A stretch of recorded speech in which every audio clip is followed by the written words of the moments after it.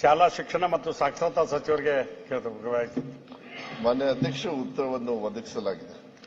Sir, ಉತ್ತರವನ್ನು ಕೊಟ್ಟಿದ್ದಾರೆ. 1994-95 ನಂತರ ಪ್ರಾರಂಭವಾದ ಅನುದಾನ ರಹಿತ ಶಾಲಾ ಕಾಲೇಜುಗಳನ್ನು ಅನುದಾನಕ್ಕೆ ಒಳಪಡಿಸಲು ಬಾಕಿ ಇರುವ ಶಿಕ್ಷಣ ಸಂಸ್ಥೆಗಳೆಷ್ಟು, ಈ ಸಂಸ್ಥೆಗಳ ಅನುದಾನಕ್ಕೆ ಒಳಪಡಿಸಲು ಸರ್ಕಾರ ಯಾವ ಕ್ರಮ ತೆಗೆದುಕೊಂಡಿದೆ ಅಂತ ಕೇಳಿದ್ದೀನಿ. ಅದಕ್ಕೆ ಉತ್ತರವನ್ನು ಸುದೀರ್ಘವಾಗಿ ಕೊಟ್ಟಿದ್ದಾರೆ. ಮಾನ್ಯ ಶಿಕ್ಷಣ ಸಚಿವರು ಹೊಸದಾಗಿ ಕೆಪಿಎಸ್ಸಿ ಶಾಲೆಗಳನ್ನ ತೆಗೆಯೋದ್ರ ಮೂಲಕ ರಾಜ್ಯಕ್ಕೆ ಒಂದು ಹೊಸತನವನ್ನು ತೆಗೆಯುತ್ತಾರೆ. ನಾವೆಲ್ಲ ಉತ್ತರ ಕರ್ನಾಟಕದವರು ಹಿಂದೆ ಸ್ವಾಮಿಗಳು ಮತ್ತೆಲ್ಲರೂ ಕೂಡಿ ಶಿಕ್ಷಣ ಸಂಸ್ಥೆಯನ್ನು ತೆಗೆದಕ್ಕೆ ನಾವೆಲ್ಲ ಕಲ್ತು ಇವತ್ತು ಬಂದು ಇಲ್ಲಿ MLAಗಳಾಗಿವೆ. ಅದೇ ರೀತಿಯಾಗಿ BID ಸಂಸ್ಥೆ ಇರ್ಬೋದು, KL ಇರ್ಬೋದು, ಅಂತ ದೊಡ್ಡ ದೊಡ್ಡ ಸಂಸ್ಥೆಗಳ ಜೊತೆ ಸಣ್ಣ ಸಣ್ಣ ಸಂಘ ಸಂಸ್ಥೆಗಳು ಕೂಡ ಶಿಕ್ಷಣ ಸಂಸ್ಥೆಯನ್ನು ತೆಗೆದ್ರು. ಇವತ್ತು ಅವಕ್ಕೆ ಯಾವಾಗ ಶಿಕ್ಷಕರ ಹುದ್ದೆ ಖಾಲಿ ಆಗ್ತದ, ಅದೇ ಮುಗಿದ ತಕ್ಷಣ ಈಗೇನು ಸರ್ಕಾರ ತುಂಬಬೇಕಂತ ಮಾಡ್ತೇವಲ್ಲ, ಈಗ ಮಾನ್ಯ ಸಚಿವರಿಗಾಗಲೇ 6,000 ಹುದ್ದೆಯನ್ನ ತುಂಬಲಿಕ್ಕೆ ಅನುಮತಿ ಕೊಡ್ತೀವಿ ಅಂತ ಉತ್ತರದಲ್ಲಿ ಹೇಳಾರ. ಅದೇ ರೀತಿಯಾಗಿ ಸರ್ಕಾರದ್ದು 10,000 ತುಂಬ್ತೀವಿ ಅಂತ ಹೇಳಾರ. ನಾ ಹೇಳ್ತೀನಿ ಸರ್, ಕಾಲಮಿತಿಯಲ್ಲಿ ಆಗಬೇಕಿದು. ಯಾಕಂದ್ರೆ ಒಬ್ಬ ಟೀಚರ್ ಇದ್ರೆ ಬಹಳ ತೊಂದರೆ ಆಗತಿ. ಅದಕ್ಕೆ ಕಾಲಮಿತಿಯಲ್ಲಿ ನೇಮಕ ಮಾಡಿ ಅದನ್ನ ಯಾವಾಗ ಮುಗಿಸ್ತಾರ ಅನ್ನುವಂತ ಸ್ಪಷ್ಟ ಉತ್ತರ. ಆಮೇಲೆ 2020ವರೆಗೆ ಅಂದ್ರೆ ಸರ್, 2025ವರೆಗೆ ಆನ್ಲೈನ್ ಮೂಲಕ ತುಂಬ್ತೀವಿ ಅಂತೀರಿ. ಈ ಪ್ರಕ್ರಿಯೆಯನ್ನು ಬಹಳ ಶೀಘ್ರವಾಗಿ ಮಾಡಬೇಕು. ಹೈಸ್ಕೂಲು ಮತ್ತು PU ಕಾಲೇಜ್ ಟೀಚರ್ಸ್ ಇಲ್ಲದಕ್ಕೆ ಏಡೆಡ್ ಶಾಲೆಗಳು ಕೂಡ ತೊಂದರೆ ಆಗ್ತದೆ. ಅದಕ್ಕೆ ಹುದ್ದೆ ಯಾವಾಗ ಖಾಲಿ ಆಗೈತಿ, ಈಗ ಹೆಂಗ್ ಸರ್ಕಾರ ತುಂಬ್ತೇವೆ ಅದೇ ಮಾದರಿಯಲ್ಲಿ ಖಾಸಗಿ ಅನುದಾನಿತ ರೈತ ಏಡೆಡ್ ಸಂಸ್ಥೆಗಳಲ್ಲಿ ಕೂಡ ತುಂಬತಕ್ಕಂಥ ಪ್ರಯತ್ನವನ್ನ ತಾವು ಮಾಡಬೇಕನ್ನುವಂತ ಮಾತನ್ನು ಹೇಳಿ, ಶಾಲಾ ಶಿಕ್ಷಣ ವ್ಯವಸ್ಥೆಯಲ್ಲಿ ನೀವು ಏನು ಹೊಸ ಸುಧಾರಣೆ ತರಕತ್ತೀರಿ, ತಮಗೆ ಅಭಿನಂದನೆ ಹೇಳ್ತೇನೆ. ಅದಕ್ಕೂ ಕೂಡ ಖಾಸಗಿ ಶಿಕ್ಷಣ ಸಂಸ್ಥೆಗಳ ಬಗ್ಗೆ ಕೂಡ ವಿಶೇಷ ಕಾಳಜಿಯನ್ನು ವಹಿಸಬೇಕಂತ ಆ ಭಾಗದ ಶಿಕ್ಷಣ ಸಂಸ್ಥೆಗಳ ಪರವಾಗಿ ಮನವಿಯನ್ನ ಮಾಡ್ತೇವೆ. ಮಾನ್ಯ ಅಧ್ಯಕ್ಷ, ಏನ್ ಕೋಲ್ ರೆಡ್ಡಿ ಅವರು ಕೇಳ್ತಾ ಇದ್ದಾರೆ ಕಾಲಮಿತಿಯಲ್ಲಿ ಮಾಡಬೇಕು ಅಂತ ಹೇಳಿ. ಈಗಾಗಲೇ ನಾವು ಪ್ರಕ್ರಿಯೆಯನ್ನ ಶುರು ಮಾಡ್ಕೊಂಡಿದೀವಿ.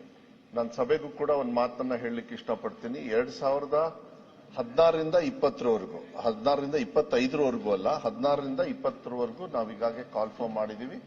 ಅದನ್ನ ಪ್ರಕ್ರಿಯೆಯನ್ನು ನಾವು ಶುರು ಮಾಡಿದೀವಿ.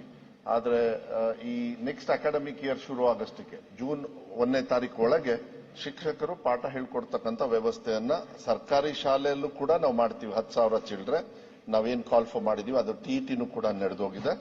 ಮತ್ತೆ ಅನುದಾನಿತ ಶಾಲೆಯಲ್ಲೂ ಕೂಡ 2020ವರೆಗೂ, ಯಾಕೆಂದ್ರೆ 10 ವರ್ಷ ಆಗುತ್ತೆ. ಈಗ ಫಸ್ಟ್ ಕಂತಲ್ಲಿ 5 ವರ್ಷ ನಾವು ತಗೋತಾ ಇದೀವಿ. ಮತ್ತೆ ಮಾನ್ಯ ಮುಖ್ಯಮಂತ್ರಿಗಳಿಗೆ ನಾವು ಮನವಿಯನ್ನ ಮಾಡಿದ್ದೀನಿ. ಯಾಕೆಂದ್ರೆ ಹೋದ್ ಬಜೆಟ್ ಅಲ್ಲೇ ನಾವು ಅನೌನ್ಸ್ ಮಾಡಿದ್ವಿ. ಈ ರಿಸರ್ವೇಶನ್ ಎಲ್ಲ ಇರೋದ್ರಿಂದ ಸ್ವಲ್ಪ ಎಳಿತು. ಆದ್ರೂ ಕೂಡ ನಾನು ವಿಶ್ವಾಸ ಕೊಡ್ಲಿಕ್ಕೆ ಇಷ್ಟಪಡ್ತೀನಿ, ನೆಕ್ಸ್ಟ್ ಅಕಾಡೆಮಿಕ್ ಇಯರ್ ಒಳಗೆ ಅದನ್ನು ತುಂಬತಕ್ಕಂಥ ವ್ಯವಸ್ಥೆಯನ್ನ ನಾನು ಮಾಡ್ಲಿಕ್ಕೆ ನಾನು 100% ವಿಶ್ವಾಸವನ್ನು ಕೂಡ ನಾನು ಕೊಡ್ಲಿಕ್ಕೆ ಇಷ್ಟಪಡ್ತೀನಿ.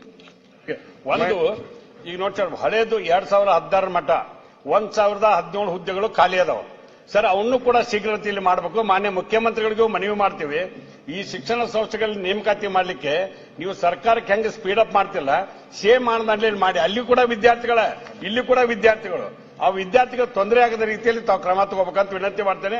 ಮತ್ತೆ ನಿಮ್ ಕಳಕಳಿಗೆ ನಾನು ಮೆಚ್ಚುಗೆಯನ್ನು ಕೂಡ ಹೇಳ್ತೇನೆ.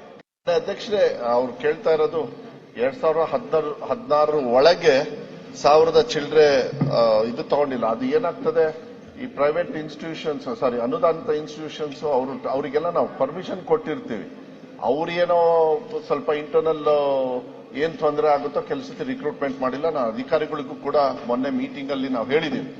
ಯಾವ್ದಾದ್ರು ಹೋದ್ಸತಿನೂ ಕೂಡ ಸಭೆಯಲ್ಲೂ ಕೂಡ ನನಗೆ ಪ್ರಶ್ನೆ ಏನ್ ಬಂದಿತ್ತು, 2017 ಏನೋ ಖಾಲಿ ಇದೆ, 2017 ಏನೋ, ಅದನ್ನು ಕೂಡ ಈ ಏನು ನಾವು 6,000 ತುಂಬ್ತಾ ಇದೀವಿ 2020ವರೆಗೂ, ಅದ್ರ ಜೊತೆನೆ ಇದನ್ನು ಕಡ್ಡಾಯವಾಗಿ ಕಾಲಮಿತಿಯಲ್ಲಿ ತುಂಬತಕ್ಕಂಥ ವ್ಯವಸ್ಥೆಯನ್ನ 100ಕ್ಕೆ 100 ನಾವು ಮಾಡ್ತಕ್ಕಂಥ ವಿಶ್ವಾಸನ ಕೊಡ್ಲಿಕ್ಕೆ ಇಷ್ಟಪಡ್ತೀವಿ.